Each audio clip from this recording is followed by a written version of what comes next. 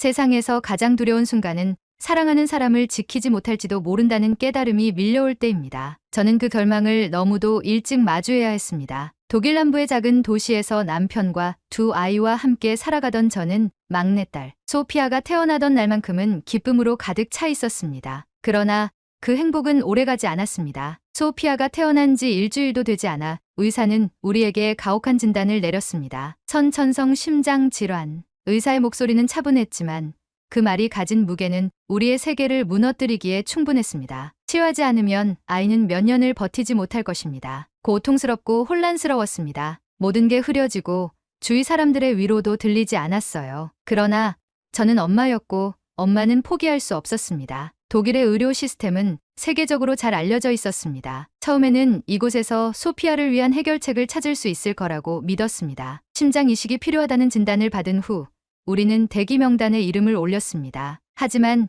진실은 냉혹했습니다. 독일에서 이식 수술을 기다리는 환자는 너무도 많았고 소피아가 순서를 기다릴 시간이 없다는 것이 명백했습니다. 병원 측은 말했습니다. 대기 시간이 최소 1년입니다. 하지만 아이가 그때까지 버틸 수 있을지는 그 한마디가 얼마나 잔인하게 들렸는지 몰라요. 아이가 치료를 받을 수 없는 이유가 단순히 순서 때문이라니요. 저는 다른 길을 찾아야만 했습니다. 소피아를 위한 가능성을 찾아 유럽 전역을 뒤졌습니다. 스페인으로 향했을 때는 희망이 조금 생길 것 같았지만 상황은 크게 다르지 않았습니다. 서류 작업과 행정 절차는 끝도 없이 길었고 대기 명단에 이름을 올리려면 최소 몇 달의 시간이 필요하다는 답변뿐이었습니다. 아이가 점점 더 약해져가는 모습을 지켜보면서도 아무것도 할 수 없다는 사실이 저를 미치게 했습니다. 이탈리아에서도 마찬가지였습니다. 병원에 들어서는 순간부터 치료비를 먼저 묻는 그들의 태도는 냉정하고 차가웠습니다. 그곳에서 저는 아이의 생명이 하나의 숫자로 취급되는 느낌을 받았습니다. 이식이 가능한지 확인하려면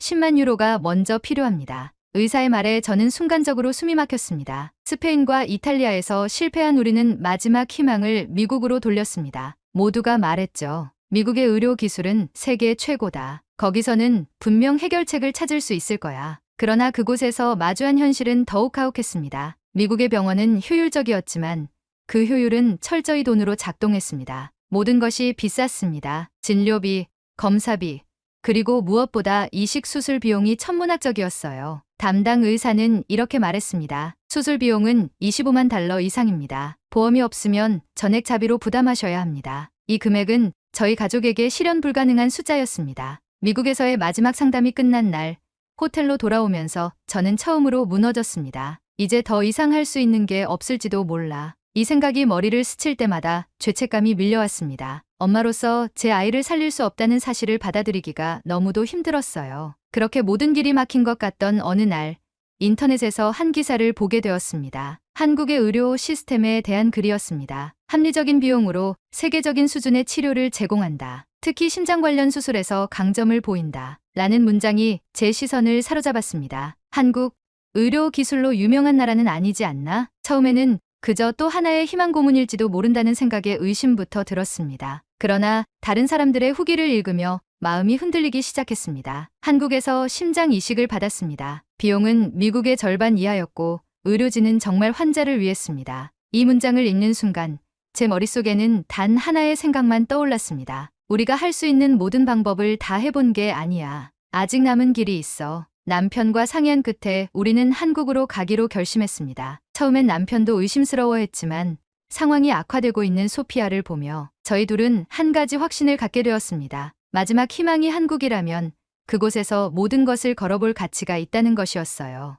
여행 준비는 쉽지 않았습니다. 남은 재산을 모두 털어 항공권과 병원비 일부를 마련했고 집에 있는 귀중품까지 팔아야 했습니다. 짐을 싸면서도 만약 이마저 실패한다면이라는 두려움이 머릿속을 떠나지 않았습니다. 비행기를 타고 한국으로 향하던 날 창밖으로 펼쳐진 구름 위의 하늘을 보며 저는 조용히 기도했습니다. 아이가 제 품에 안겨 가느다란 숨을 내쉴 때마다 저는 묵묵히 다짐했습니다. 이 여정이 우리 가족에게 기적을 가져다 주기를. 인천 국제공항에 도착했을 때 저는 공항의 모습에 잠시 넋을 잃었습니다. 모든 것이 깨끗하고 체계적이었으며 사람들의 친절한 미소가 곳곳에서 느껴졌습니다. 공항에서 병원으로 향하는 택시 안에서도 택시 기사님이 아이를 보고 꼭 나을 겁니다. 한국 병원은 정말 최고예요. 라고 말했을 때 그 한마디가 얼마나 큰 위로가 되었는지 모릅니다. 병원에 도착한 순간부터 또 다른 세계가 펼쳐졌습니다. 깨끗한 시설, 체계적인 시스템, 그리고 따뜻한 환대. 담당 코디네이터는 저희 가족을 보며 이렇게 말했습니다. 멀리서 오시느라 정말 고생 많으셨어요. 저희가 최선을 다해 도와드리겠습니다. 그녀의 말에 저는 눈물이 날 뻔했습니다. 한국에서 우리는 단순히 또 한 명의 환자가 아니라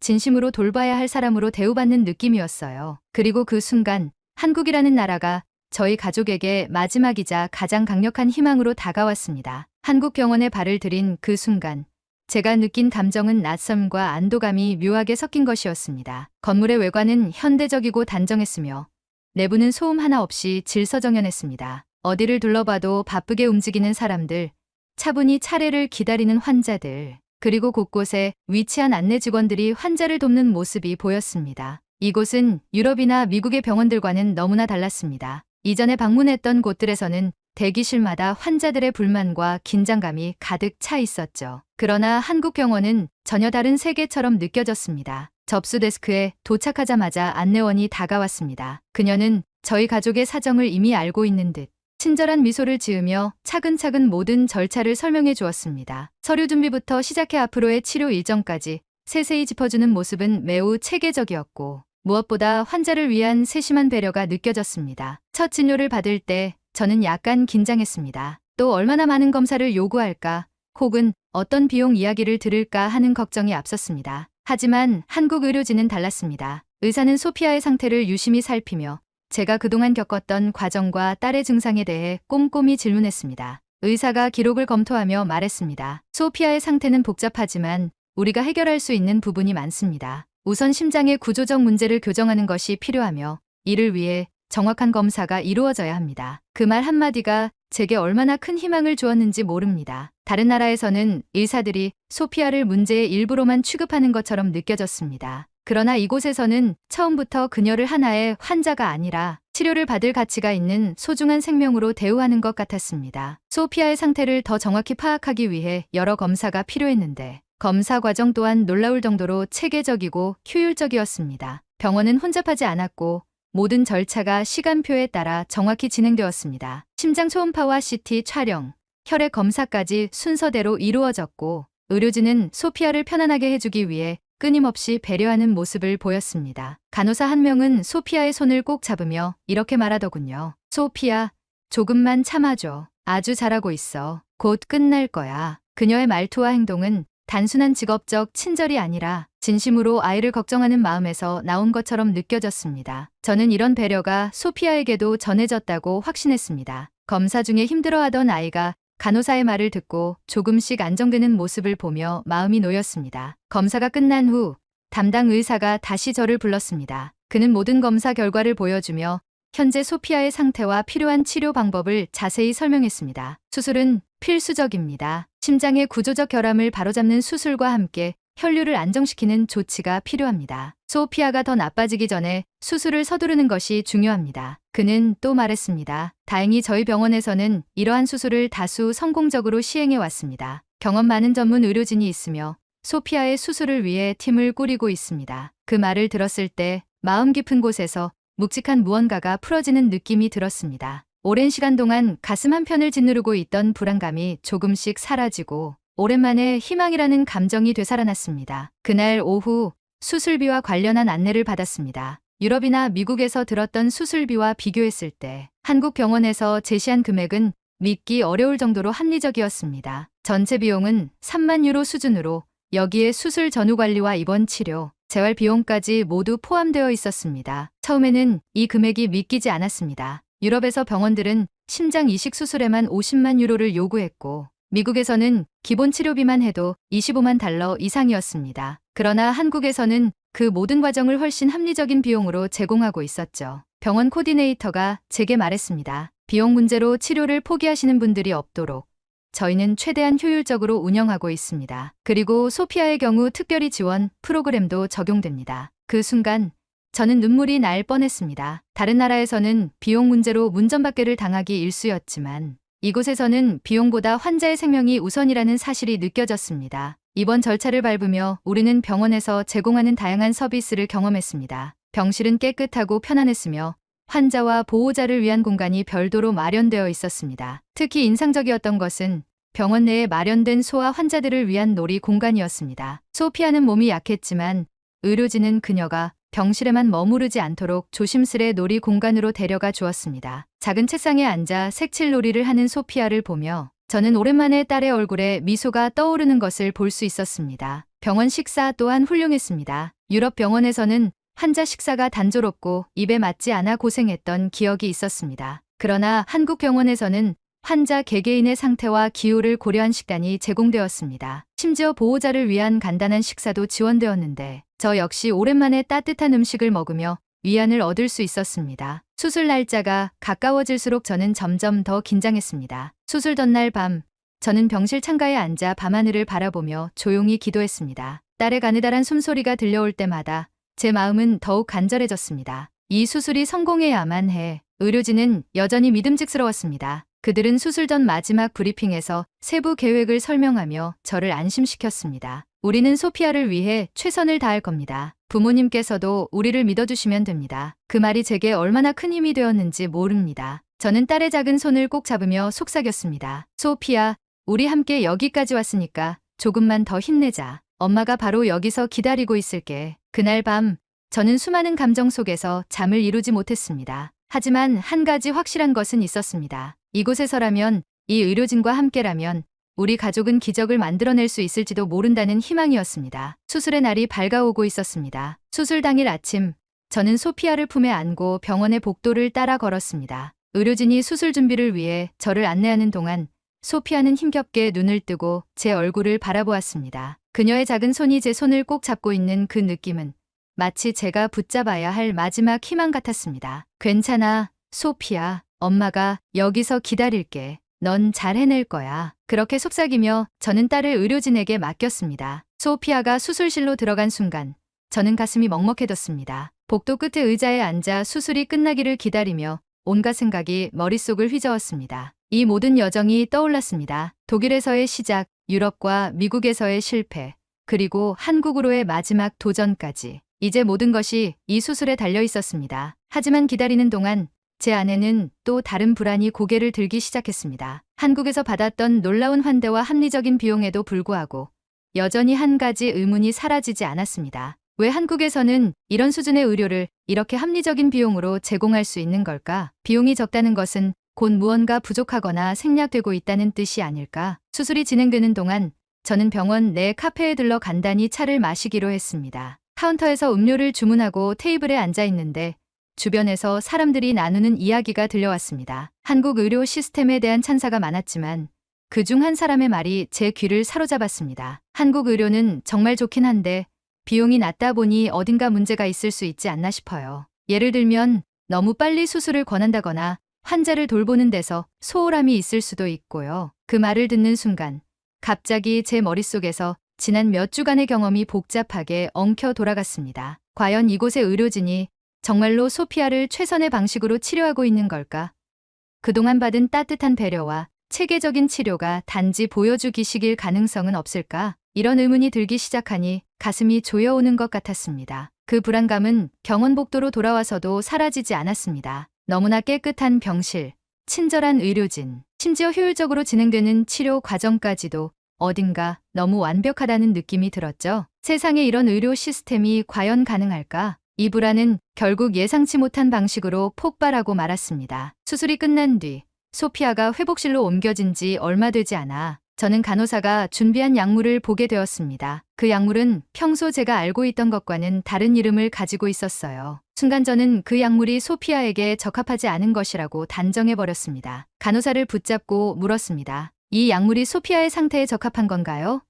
제가 알고 있던 약물과 이름이 다른데요. 간호사는 차분히 설명하려 했지만 이미 저의 마음속에는 불안과 의심이 자리 잡고 있었습니다. 제 목소리가 점점 커지자 다른 의료진들이 다가와 상황을 설명하려 했습니다. 그러나 저는 그들의 말조차 믿기 어려웠습니다. 그렇게 소란이 커지던 중 담당 의사가 직접 회복실로 찾아왔습니다. 그는 제게 차분히 말했습니다. 약물에 대한 걱정을 이해합니다. 하지만 이 약물은 소피아의 상태를 면밀히 분석한 뒤 결정된 것입니다. 이 약물은 유럽이나 미국에서는 다른 이름으로 불리지만 성분과 효능은 완전히 동일합니다. 그의 설명을 들으면서도 저는 쉽게 의심을 거둘 수 없었습니다. 그때 의사가 말을 이어갔습니다. 저희는 환자의 안전을 최우선으로 생각합니다. 약물 하나를 결정하기까지 여러 단계의 검토를 거쳤고, 이는 소피아의 상태를 가장 잘 반영한 선택입니다. 지금까지의 치료 과정을 믿어주셨다면 이번에도 저희를 믿어주시길 부탁드립니다. 그의 진심 어린 눈빛과 차분한 말투는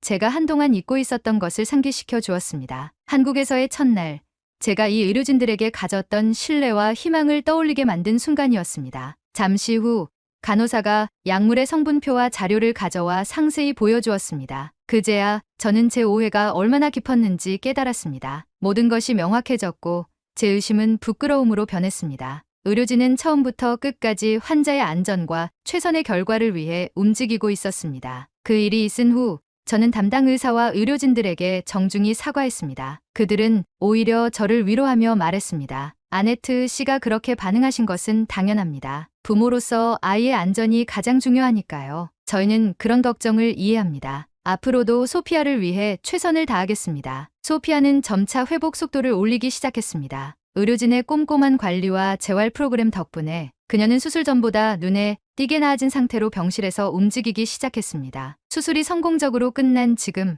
저는 다시 한번 한국이라는 나라와 이곳의 의료 시스템에 깊은 감사를 느낍니다. 우리의 여정은 이제야 비로소 새로운 시작을 맞이하게 되었습니다. 수술이 끝난 지 며칠 후 저는 병원 복도에서 소피아와 함께 걸음을 떼는 연습을 시작했습니다. 의료진이 옆에서 조심스레 소피아를 부축하며 격려했지만 무엇보다 놀라웠던 것은 소피아 스스로 걸어보려는 의지였습니다. 한 발짝 더, 소피아, 조금만 더 힘내자. 저는 그녀의 손을 꼭 잡으며 속삭였습니다. 소피아가 힘겹게 미소 지으며 고개를 끄덕이는 순간 제 마음은 따뜻함과 희망으로 가득 찼습니다. 수술 후 첫 일주일 동안 의료진은 매일 아침 소피아의 상태를 점검하며 세심하게 관찰했습니다. 간호사와 재활치료사가 번갈아가며 병실을 찾아왔고 매번 치료가 끝날 때마다 이렇게 말해주었습니다. 오늘 소피아는 훨씬 더 좋아졌습니다. 이 속도라면 곧 병실 밖도 걸어다닐 수 있을 겁니다. 그 말이 얼마나 큰 위로가 되었는지 모릅니다. 병원에서의 생활은 단순히 치료를 넘어서는 경험이었습니다. 한 번은 병원의 사회복지팀이 저를 찾아왔습니다. 그들은 소피아의 회복 이후 저희 가족이 겪게 될 경제적 부담을 덜기 위해 지원 프로그램과 후속 치료 비용 지원 방안을 설명해 주었습니다. 소피아가 퇴원 후에도 꾸준히 재활치료를 받을 수 있도록 도움을 드릴 예정입니다. 아네트 씨, 너무 걱정하지 마세요. 저는 그 말을 듣고 또 한 번 울컥했습니다. 다른 나라에서는 병원비 때문에 문전박계를 받거나 치료 이후에는 아무런 지원도 받지 못했던 기억이 떠올랐기 때문입니다. 그동안의 모든 고통이 보상받는 기분이었습니다. 이 작은 한마디가 한국이라는 나라에서 우리가 받은 도움과 따뜻함의 진정한 의미를 보여주는 듯했습니다. 퇴원날이 되자 저는 복잡한 감정에 휩싸였습니다. 기쁨과 안도, 그리고 약간의 아쉬움까지. 의료진과 간호사들이 소피아의 회복을 축하하며 작은 꽃다발을 건네주었습니다. 소피아, 내가 얼마나 잘해냈는지 우리 모두 알고 있어. 정말 대단했어. 소피아는 수줍게 미소 지으며 꽃다발을 받았습니다. 저는 그 순간 한국 의료진들에게 깊이 감사하다는 말을 전하지 않을 수 없었습니다. 여러분 덕분에 우리 가족은 새로운 삶을 시작할 수 있게 되었습니다. 이 은혜는 절대 잊지 않겠습니다. 의료진은 저희를 배웅하며 말했습니다. 소피아가 건강하게 성장하길 바랍니다. 언제든지 도움이 필요하면 다시 연락 주세요. 한국은 언제나 여러분을 환영합니다. 병원을 나서는 길, 소피아는 저의 손을 잡고 천천히 걸음을 옮겼습니다. 그녀의 걸음은 아직 완벽하지 않았지만 그 속에는 앞으로 나아가겠다는 의지가 담겨 있었습니다. 한국을 떠나는 비행기 안에서 저는 창밖을 바라보며 지난 몇 달간의 여정을 돌아봤습니다. 소피아의 병을 처음 진단받은 날의 절망, 유럽과 미국에서의 실패, 그리고 마지막 희망으로 찾아온 한국에서의 기적. 모든 과정은 저희 가족에게 깊은 상처를 남겼지만 동시에 새로운 희망과 믿음을 심어주었습니다. 소피아는 지금도 재활을 이어가며 조금씩 강해지고 있습니다. 그녀는 때때로 말합니다. 엄마, 나 나중에 한국 다시 가고 싶어. 그 말을 들을 때마다 저는 미소를 짓습니다. 한국은 이제 단순히 치료를 받은 나라가 아니라 우리 가족에게 두 번째 삶을 선물해준 특별한 곳이 되었기 때문입니다. 소피아의 이야기는 여기서 끝나지 않습니다. 그녀는 앞으로 더 많은 걸음을 내디딜 것이고 우리 가족은 매 순간 그녀와 함께할 것입니다. 좋아요와 구독, 그리고 한국 의료진에 대한 응원의 댓글을 남겨주세요. 오늘의 이야기가 여러분에게 작은 감동이라도 전해졌기를 바랍니다.